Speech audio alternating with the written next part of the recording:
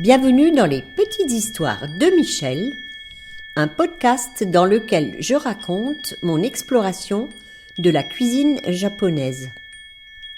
Cet art ultime de bien manger que j'ai à cœur de transmettre aujourd'hui est la synthèse entre mes pratiques d'artiste, de jardinière et de cuisinière. Il s'adresse aux amoureux du Japon, aux gourmets de tous bords et aux cuisiniers soucieux de préparer une cuisine saine, savoureuse et créative, qui nourrit aussi bien le corps que l'esprit. Vous y trouverez des récits de voyage et des témoignages d'expériences qui ont fait sens dans mon parcours. J'y délivre également, au-delà des recettes, les principes qui sous-tendent la cuisine japonaise. Nous ferons des visites dans le jardin, source d'émerveillement et d'abondance, et nous prêterons l'oreille à des personnes qui ont contribué à enrichir mon parcours dans l'oasis nippone que je me suis créée. Belle écoute à vous! Le premier week-end du mois de juin est consacré à une manifestation nationale, les rendez-vous au jardin. C'est l'occasion pour de nombreux propriétaires d'ouvrir au public des espaces habituellement privés, de petites pépites souvent méconnues. Certains jardins, comme le mien, sont ouverts durant toute la saison estivale. C'est d'ailleurs une des obligations liées au label Jardin remarquable, attribué par le ministère de la Culture. L'engouement actuel pour les jardins ne date pourtant pas d'hier. En Alsace, nous avons même été précurseurs dans ce domaine, ce que beaucoup ignorent. À la fin des années 90, un directeur régional des affaires culturelles, M. Payars, avait créé une mission jardin pour piloter un événement fédérateur intitulé « Juin, mois des jardins ». Une plaquette imprimée recensait alors les jardins qui acceptaient d'ouvrir leurs portes au public. Je me souviens très bien du jour où j'ai découvert cette brochure. J'assistais à une réunion à la DRAC. À cette époque, ma pratique artistique prenait de plus en plus de place dans ma vie, mais j'étais constamment tiraillée entre mon atelier de peintre et le jardin purement utilitaire qui devenait une corvée. Pendant des périodes créatives à l'atelier, je le délaissais complètement. À l'atelier, je pensais au jardin, je pensais à l'atelier. Il faut dire qu'un jardin n'attend pas. C'est lui qui impose son rythme. Les semis, les récoltes, les mauvaises herbes, les saisons, impossible de remettre à demain. Pour résoudre mon conflit intérieur entre les deux espaces, l'idée m'effleure d'abandonner ma terre si durement conquise. Mais comment imaginer un printemps sans guetter la première levée de ciboulette ou la percée des jonquilles? Impossible de me résoudre à remplacer les légumes cultivés sur place par ceux du commerce. Il me fallait changer de regard. Ce sera l'atelier que je déserterai, le temps de faire du jardin une œuvre.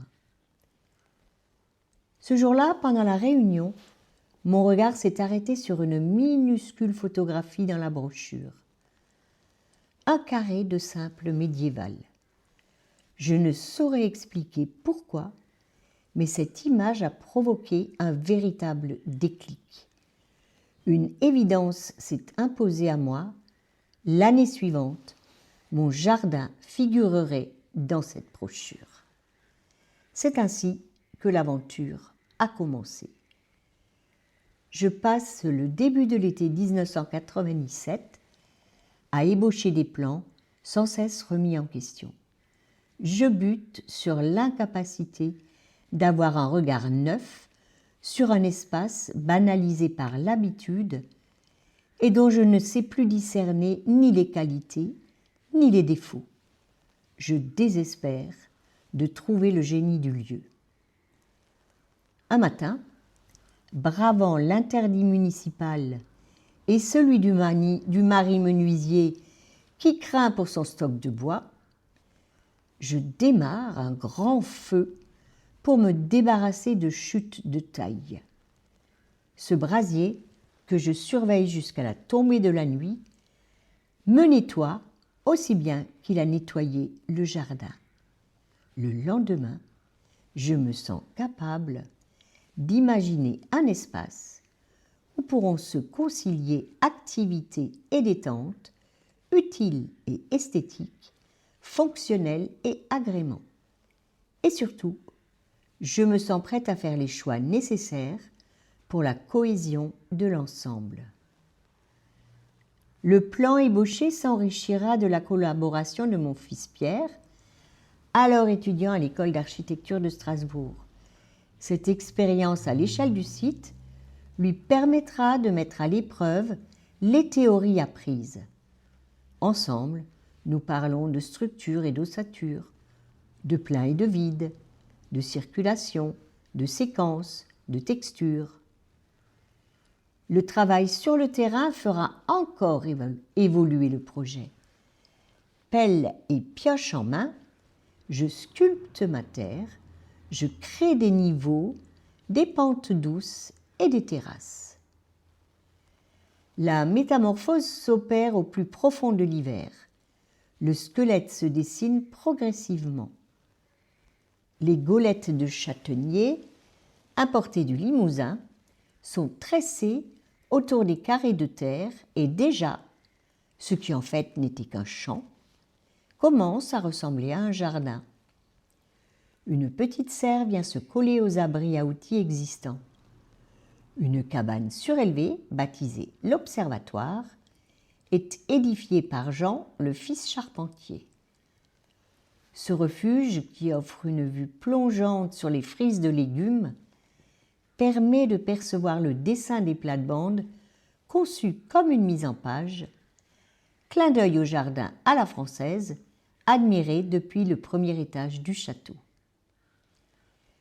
Une pergola envahie par les murs et la vigne crée un fond derrière un grand bassin qui coupe la parcelle. Elle opère la transition entre le potager et le verger où s'alignent pommiers, poiriers, pêchers et haies de fruits rouges. Au fond du terrain, une partie sauvage a été préservée un temps. Refuge pour la faune autochtone, elle était aussi une mémoire de l'ancien jardin, créant un contraste avec la partie haute, fortement structurée.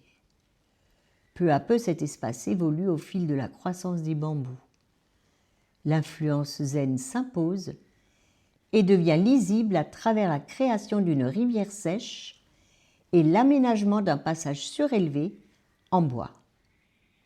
Une fontaine qui jaillit au centre d'un carré de pavés invite à la méditation. Partout l'accent est mis sur l'eau, eau bavarde, eau silencieuse, eau stagnante, eau qui ruisselle, eau qui purifie. Elle se décline aussi dans un registre emprunté aux jardins ouvriers. Une collection d'arrosoirs parade à côté des bassines en métal galvanisé qui recueillent le gargouillis des gouttières, le ruissellement des eaux de pluie et le purin d'ortie. Une vieille baignoire trône à l'entrée du potager. Le bassin reflète des images instables. Des aires de repos s'organisent. Des banquettes surdimensionnées soulignent la limite de propriété vers l'ouest. Des bains de soleil s'offrent à proximité du bassin. Des crochets pour suspendre des hamacs sont mis en place. Des chaises longues invitent à la détente sur le solarium. Un pavillon sur pilotis, d'inspiration japonaise, accolé à un jardin de thé, a trouvé sa place dans l'espace engazonné entre un hêtre et un érable. Très discrètement, lanterne en pierre, arbre taillé en nuages et bonsaï soulignent l'esprit nippon de ce recoin du parcours. Tout près, Adam et Ève, une sculpture composée de 2 blocs en grès contenant des anneaux et des bâtonnets, symboles féminins et masculins, font référence à l'Éden, histoire de nous rappeler que tout jardin renvoie à la quête du paradis perdu. Pour la toute première ouverture de mon espace au public, j'ai réussi à convaincre 15 autres jardiniers de Brumath d'ouvrir eux aussi leurs portes. Mais je voulais aller plus loin. J'ai proposé qu'un artiste intervienne dans chaque jardin, non pas pour y déposer une œuvre comme dans une galerie à ciel ouvert, mais pour créer une résonance avec le lieu et avec la personnalité du jardinier. Le défi était de taille.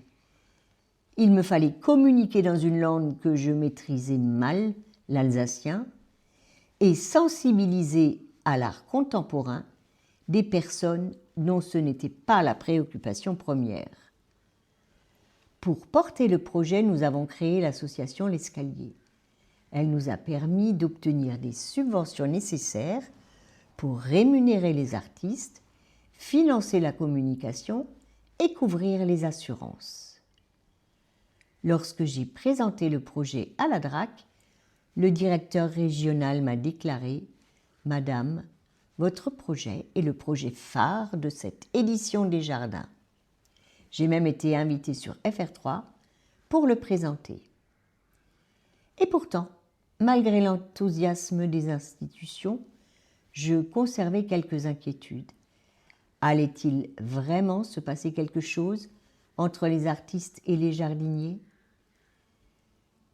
La réponse a dépassé toutes mes espérances. Une véritable alchimie est née. Entre les artistes et les jardiniers d'abord, puis entre les jardiniers et les visiteurs. Avec leurs mots simples, les jardiniers sont devenus les meilleurs médiateurs des œuvres qu'ils accueillaient. Ils étaient fiers, enthousiastes, galvanisés par l'aventure. Les visiteurs venus découvrir des jardins ont rencontré l'art contemporain. Les amateurs d'art ont découvert le monde du jardin. Le public déambulait dans toute la ville, guidé par un plan conçu par une graphiste talentueuse. Ce fut une réussite extraordinaire, un succès sur tous les plans, à tel point que nous avons été fortement encouragés à renouveler l'expérience. Mais nous avons refusé. Non par manque d'envie, mais parce que nous ne voulions pas nous institutionnaliser. Nous préférions préserver la magie de cet instant unique plutôt que de le transformer en rendez-vous obligé. Certaines expériences n'ont pas besoin d'être répétées pour être réussies. Elles vivent ensuite autrement, dans les souvenirs, dans les récits, dans les cœurs de ceux qui les ont traversées. Et bien des années plus tard, je crois que c'est précisément pour cela que nous en parlons encore. Un nouvel épisode des Petites Histoires de Michel vous attend tous les mardis. Pensez à vous abonner à ma newsletter pour continuer de voyager au Japon avec moi.